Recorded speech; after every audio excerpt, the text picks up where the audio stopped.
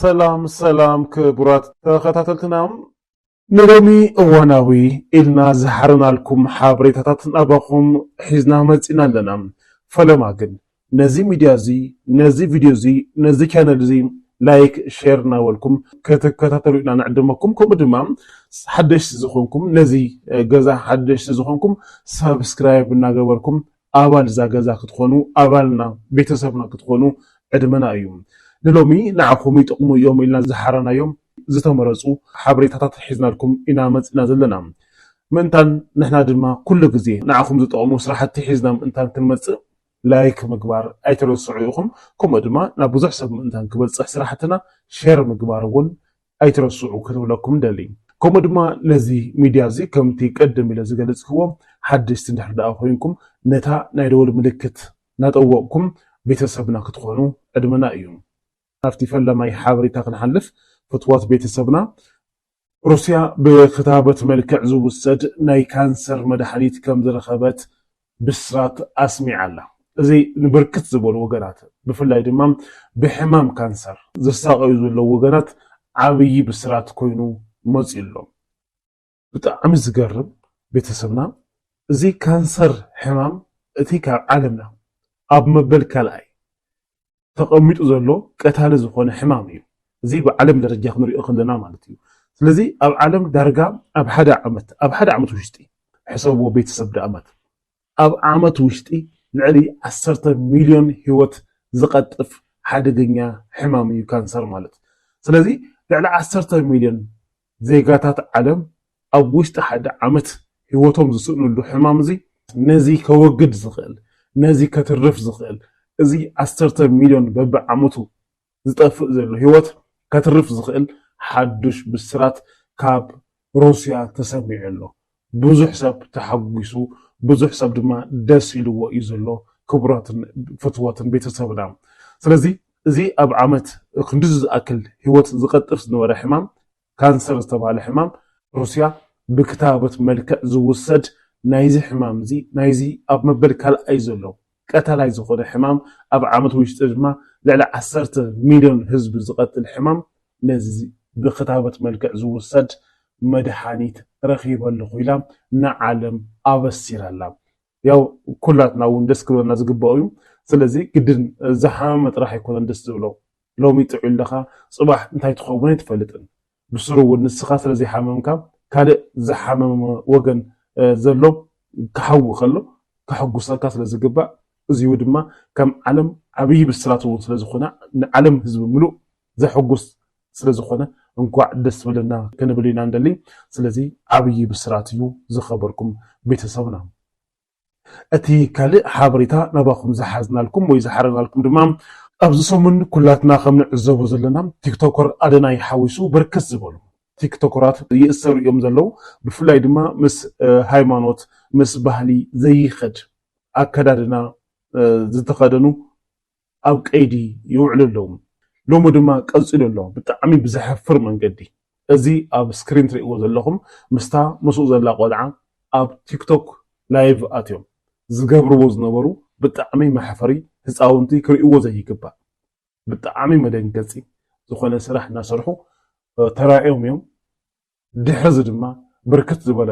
ዜጋ እውን እዞም ኣካላት ልክዕ ከምቶም ካልኦት ኣብ ቀይዲ ዝውዕሉ ዘለዉ ቲክቶከራት እዚኦም እውን ኣብ ቀይዲ ንኽውዕሉ መሕፀንታ እናቕረበ እዩ ቀንዩ ብዙሕ ሰብ። ሎሚ ድማ ሕዚ ኣማስዩ እዞም ቲክቶከራት ኣብ ትሕቲ ቀይዲ ከም ዝውዕሉ ፖሊስ ከተማ ኣዲስ ኣበባ ገሊጹ ኣሎ። እዚ እውን ሓደ ዓብይ ነገር እዩ ማለት እዩ። ካብ ባህልን ልምድን ሃገርና ዘፈንገጠ መልእኽትን ምስልታትን ንምትሕልላፍ ሓደ ካብ ማሕበራዊ መራኸብታት ዝኾነ ቲክቶክ ተጠቂሞም ዝነበሩ ውልቀ ሰባት ኣብ ቀይዲ ምርመራ ይግበረሎም ከም ዘሎ እዩ ተፈሊጡ ዘሎ። ኣብ ቲክቶክ ሊል ጋይ ብዝብል ሽም ዝፍለጥን ካልኦት ምስኡ ኣብ ዘይግብኡን ኣፀያፍን ተግባር ዝተሳተፉ ውልቀ ሰባት ብክልተ ታሕሳስ ማለት እውን ሎማዓንቲ ዕለተ ሐሙስ 2 ታሕሳስ 2018 ኣብ ለሚ ኩራ ኣዲስ ኣበባ ዝበሃል ቦታ ቲክቶክ ኣካውንቶም ተጠቂሞም ምስ ባህልን እምነትን ህዝቢ ዝፃረር መልእኽትታትን ቪድዮታትን ብምፍናው ተኣሲሮም ከም ዘለው እዩ ተሓቢሩ ዘሎ። ብተመሳሳሊ ዜና ድማ ብናይ ቲክቶክ ሽሙ ፕሬዚደንት ማሜ ብዝብል ዝፍለጥ ቲክቶከር ካብ ባህልን ልምድን ኢትዮጵያውያን ዝወፅእ መልእኽቲ እናፈነወም ኣብ ቦሌ ክፍለ ከተማ ተታሒዙ ኣብ ቀይዲ ከም ዝወዓለ እዩ ተገሊጹ ዘሎ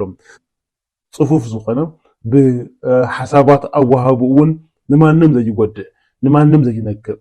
ጥራሕ ፍቅሪ ዝሰብኽ ቲክቶከር ኣደናይ እውን ኣብ ቀይዲ ከም ዝወዓለ ኩላትና ንዝክሮ እዩ ኣድኡ ወይ ድማ ወላዲቱ ድማ ሎማዓንቲ ምስ ቢቢሲ ትግርኛ ፃኒሒት ገይራ ነይራ ኣብኡ ድማ እናነውዕት እናበኺት ኣብ ወደይ ክፍታሕ ይምሕፀን መንግስቲ ሕጊ ስርዓት እንድሕር ሃልዩ ወደይ ዝፈፅሞ ገበን የለን ስለዚ ክፈትሖ እዩ ዝግባእ ዝብል ምሕፀንታ እውን ኣቕሪባ እያ ኣነ ወደይ ስለ ዘሎ እየ ጠጠው ኢለ ዝኸይድ ዘለኹ ብዙሕ ግዜ መውዳቕ ብዙሕ ግዜ ወዲቐ ክቐርዝ ዝኽእለሉ ዕድል ነይሩ እዩ ግን ሳላ ወደይ ኣጆኺ ኣለኹ እናበለ እዚ ኮኸበይ ዝኾነ ወደይ ሳልኡ እየ ጠጠው ኢለ ዝኸይድ ዘለኹ ሳልኡ እየ ድማ ጠንካራ ኮይነ ክሰርሕ ዝኽኣልኩ ዝብል መልእኽቲ እያ ኣሕሊፋ ዘላ ስለዚ ንኣዶናይ ኣዲኡ ወይ ወላዲቱ ብሓቂ ብስምዒት ብሓያል ዝኾነ ስምዒት እያ ንመንግስቲ ኢትዮጵያ ፃውዒት ኣቕሪባ ዘላ ወዳ ክፍታሕ ምንም ዝፈፀሞ ገበን የለን ፍቅሪ ሓድነት እዩ ዝሰብይኹም ካሊእ ዝፈፀሞ ገበን የብሉን ወደይ ፅሩይ እዩ ንፁህ እዩ ክትብል እያ ገሊፃ ዘላ እቲ ካሊእ ሓበሬታና ብዛዕባ ማእኸላይ ቤት ፍርዲ ዞባ መቐለ ዝሃቦ ውሳነ ዝምልከት ሓበሬታ እዩ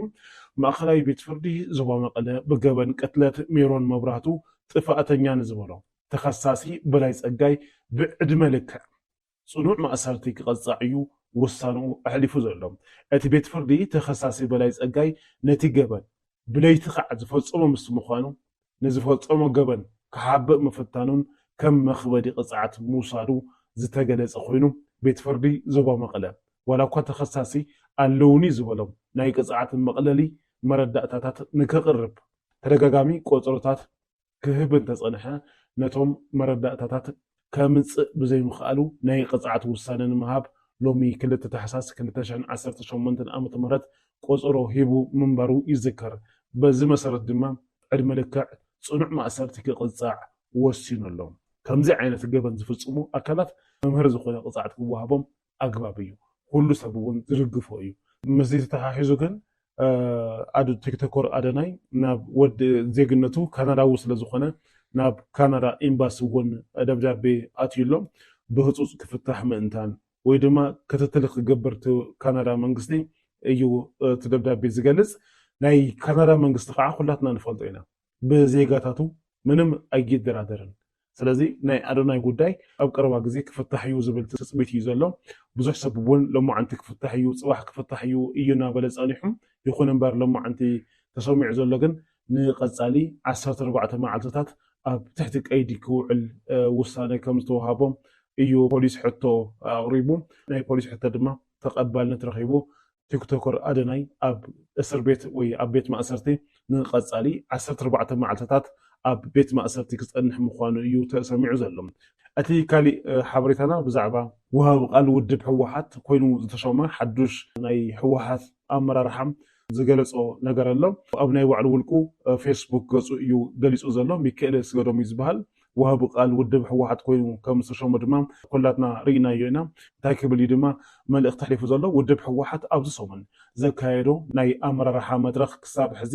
ከም ውድብ ይኹን ኣብ ግዝያዊ ምምሕዳር ዘለው ንህዝብና ዘማርሩን ተስፋ ዘቁርፁን ናይ ኣፈፃፅማ ሽግራት ብወረጦ ተነቂሶም ተገምጊሞም እዮም ክብል ገሊጹ ኣሎ ኣብ ዓመተ 2018 ዓመተ ምህረት ግድን ክፍትሑን ክነመዝግበሎምን ከም ዘገድዱና ድማ ተደምዲሞሎ ክብል እቲ ውሃብ ቃል ውድብ ሕወሓት ገሊጹ ኣሎ እቲ ውሃብ ቃል ወሲኹ ከም ዝገለጾ ብፍላይ ድማ ኣብ ምሕደራ ሃፍትን ንብረትን ኣወሃህባ ህዝባዊ ግልጋሎት ኣብ ምርግጋፅ ፍትሒ ሰላምን ፀጥታን ዘለውና ፀገማት ብናይ ህዝቢ ምንቅስቃስ ብግዜ የለን መንፈስ ምፍታሕ ናይ ህልውና ሕቶታት ተገይሮም ተወሲዶም ኣለው ክብል ገሊጹ ኣሎ እዚአን ንምፍፃም ድማ ምውሓስ ብሄራዊ ሓድነትን ምእካብ ዓቕምታትን ቅድሚያ ዝወሃቦ ምዃኑ ከም ዝተወሰነ እዩ ገሊጹ ዘሎ ስለዚ ውድብ ሕወሓት ብርክት ዝበሉ ውሳነታት ከም ዝሃበት እዩ ዝስማዕ ዘሎ ማለት እዩ ምናልባት እውን ምስ ህዝብና ናብ መረቦቱ ዝምለሰሉ መንገዲ መሬትና ግዝኣትና ናብ ባዕልና ይውን ናብ ህዝቢ ትግራይ ዝምለሰሉ መንገዲ ክፍጠር ከም ዝኽእል እዩ ተስፋ ዝግበር ፍትወትን ክቡራትን ቤተሰብና ንቐጻሊ ብቐጻሊ ብኻሊእ ሓበሬታ ክንራኸብ ኢና ሕዚ እውን ደጊምና ክንብለኩም እንደሊ ንመደብና ላይክ እናበልኩም ናብ ብዙሕ ሰብ ምእንታን ክበፅሕ ድማ ሼር እናበልኩም ከምኡ ድማ ነዚ መደብ ነዚ ቻነል ሓደሽ ዝኾንኩም ድማ ሳብስክራይብ እናገበርኩም ቀጻሊ ጽቡቓት ስራሕቲ ምእንታን ክሰርሕ ሓጋዚና ስለ ዝኾነ ሳብስክራይብ እናገበርኩም ቤተሰብና ክትኾኑ ኢና ንዕድመኩም